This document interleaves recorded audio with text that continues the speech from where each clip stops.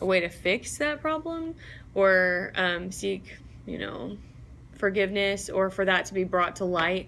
Or we felt guilty about something, so we just covered over it with other lies, and other bad, just, I don't know, not being able to be real in front of people because you have this thing you're hiding.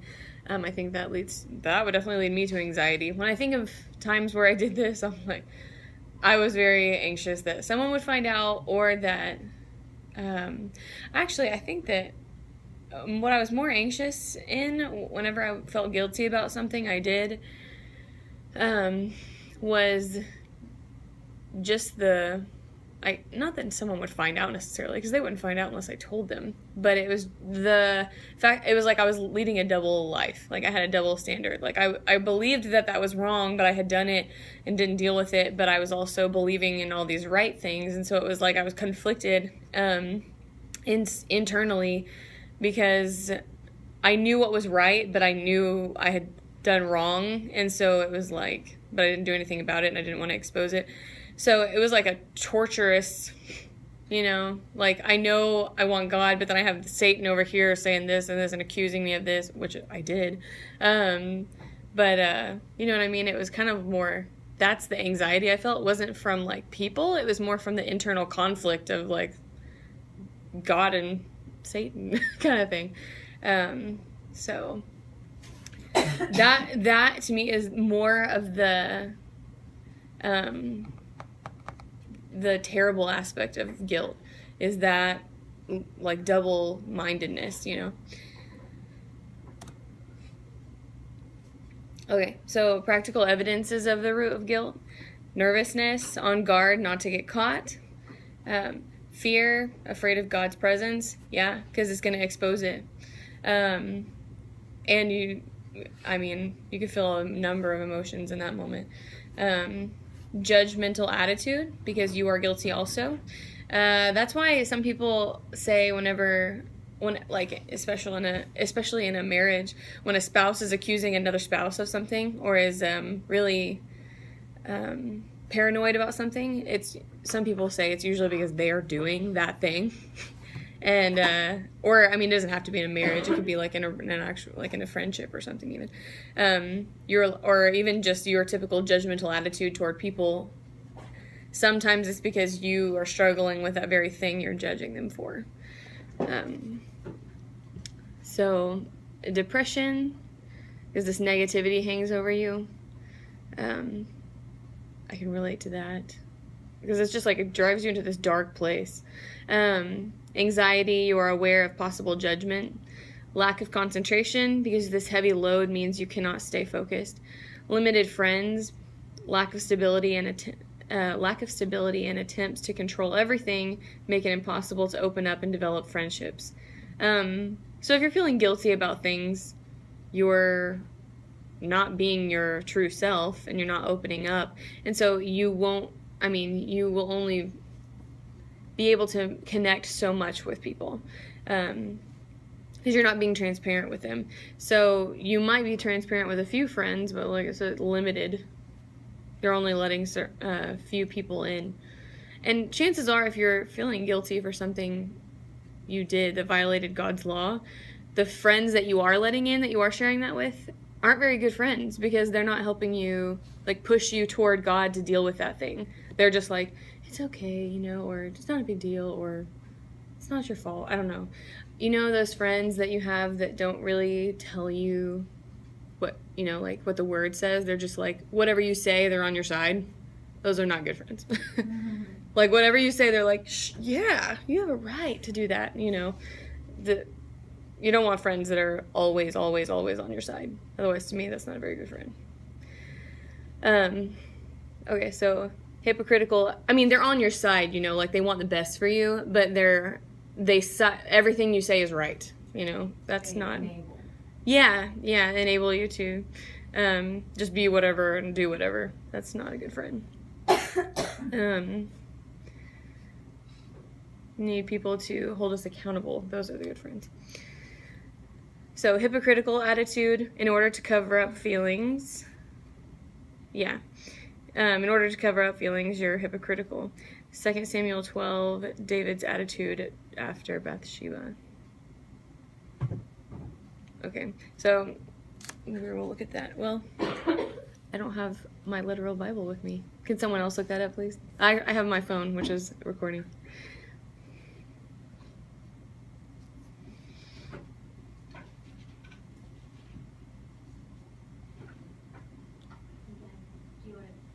Yeah, that would be great. Thank you.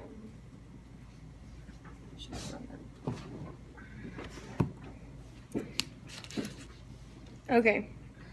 So the Lord sent Nathan to David, and he came to him and said, there were 2 men in the city, one rich and the other poor. The rich man had a great many flocks and herds, but the poor man had nothing except one little ewe lamb, which he bought and nourished, and it grew up together with him and his children. It would eat of his bread and drink of his cup and lie in his bosom, and was like a daughter to him. Now a traveler came to the rich man, and he was unwilling to take from his own flock or his own herd, to prepare for the wayfarer who had come to him. Rather, he took the poor man's ewe lamb, and prepared it for the man who had come to him. Then David's anger burned greatly against the man, and he said to Nathan, As the Lord lives, surely the man who has done this deserves to die.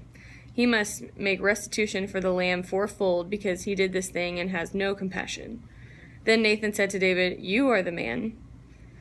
Thus says the Lord of Israel, It is I who anointed you king over Israel, and it is I who delivered you from the hand of Saul. I also gave you your master's house and your master's wives into your care, and I gave you the house of Israel and Judah. And if that had been too little, I would have added to you many more things like these. Why have you despised the word of the Lord by doing evil in his sight? You have struck down Uriah the Hittite with the sword, have taken his wife to be your wife, and have killed him with the sword of the sons of Ammon.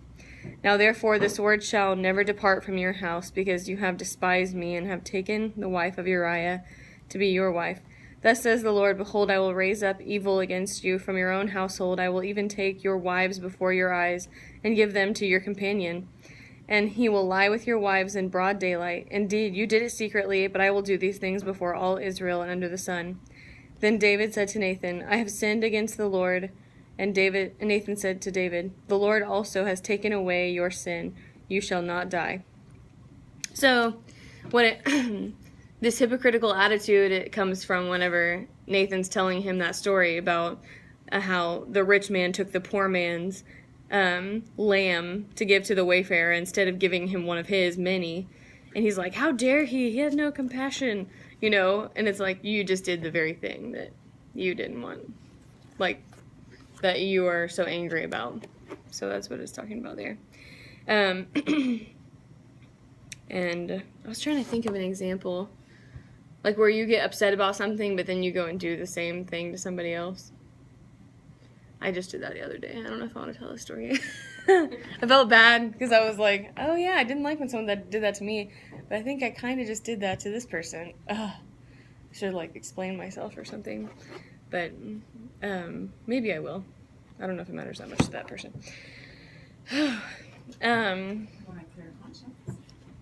I know. Maybe I should. Well, okay, I'll be really vague with it.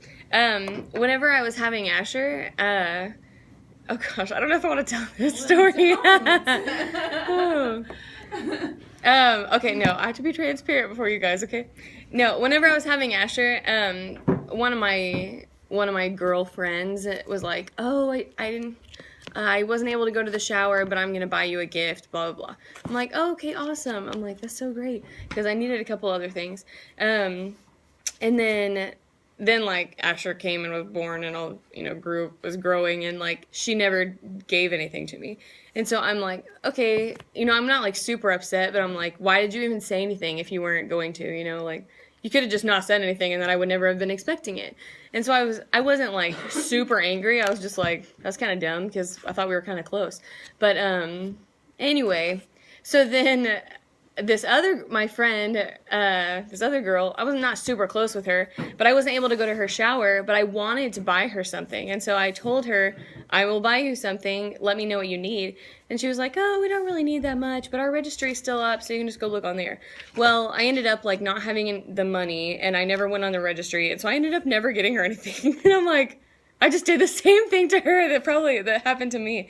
So what I'm saying is maybe I should go back and like explain to her, I'm sorry that happened, that I even said that. I ended up not having any funds to dedicate toward that after I said that, and then never went back and did anything different.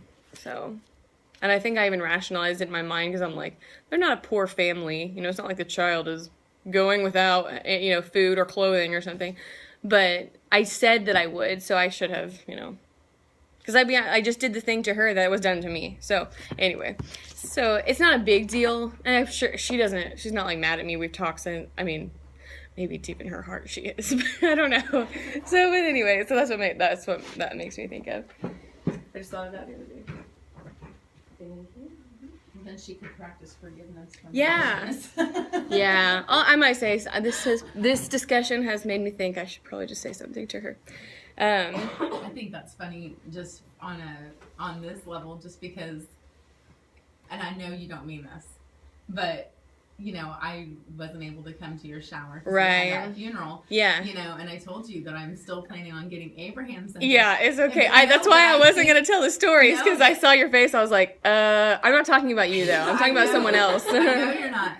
But I just think it's funny because I'm doing the same thing to myself. I'm like, I sure hope she understands that I completely forgot until this second when I looked at your face and I was like, oh, I'm talking about 2.5 years ago with Asher.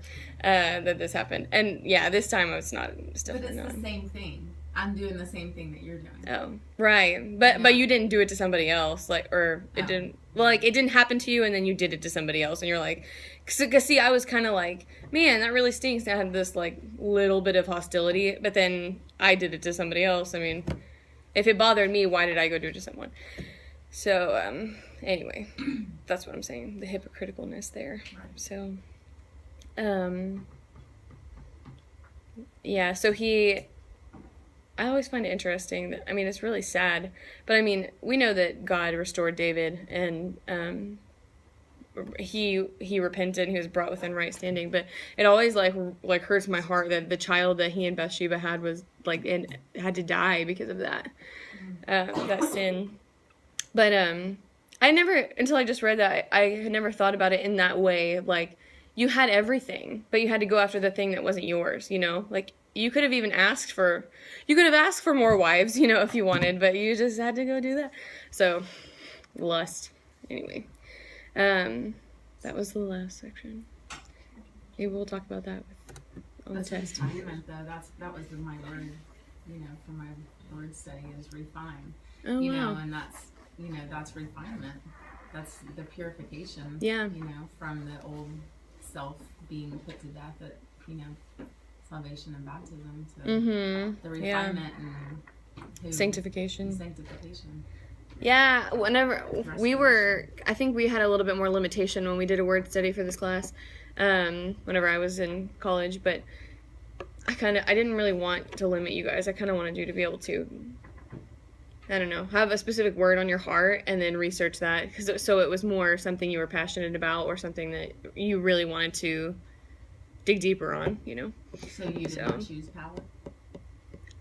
That was in graduate school. Yeah, so yeah, I did. Mm-hmm. I did one whenever I was in this class.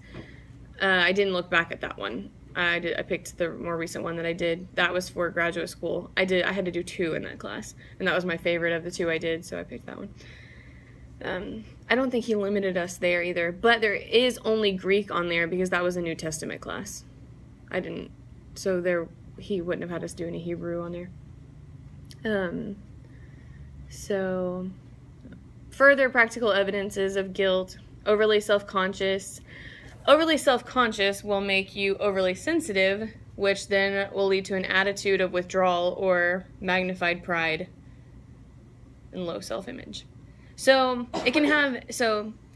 you get overly self-conscious because you're like worried about what people are going to think of you, and then you're really sensitive toward other people as a result of that. Then you have two directions you go after that. Either you are more reserved because you're hiding, or you're more out there and you cover it up with pride. Like, I have nothing to hide. I have no problems and stuff.